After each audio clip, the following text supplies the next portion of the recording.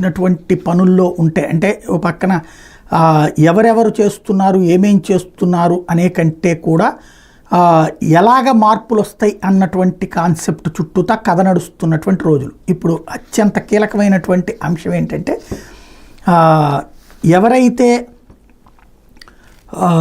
ఈ అల్లు అర్జున్కి సంబంధించి ఓ పక్కన సినిమాల్లో తన పుష్ప సినిమాకి సంబంధించి కొత్త రికార్డులే చేస్తున్నాడు. సినిమా ఇది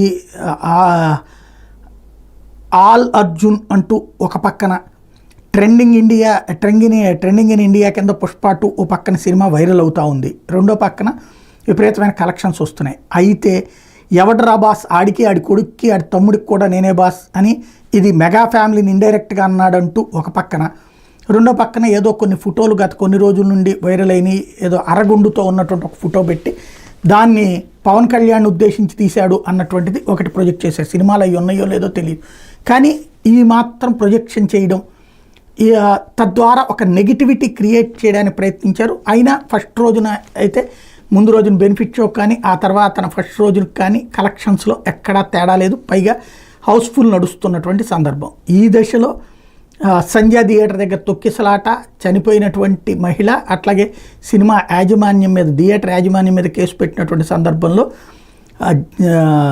ఈ వీళ్ళు ప్రతి ఒక్కళ్ళని బలి తీసుకుంటారంటూ ఇప్పుడు యాంటీ అల్లు అర్జున్ టీం ఒకటి ప్రొజెక్ట్ చేసుకొచ్చారు. తన సినిమా కోసం ప్రేక్షకుని బలిచ్చారు అన్నటువంటిది ఒక కొత్త టాపిక్ని తెర మీదకి తీసుకొస్తున్నారు.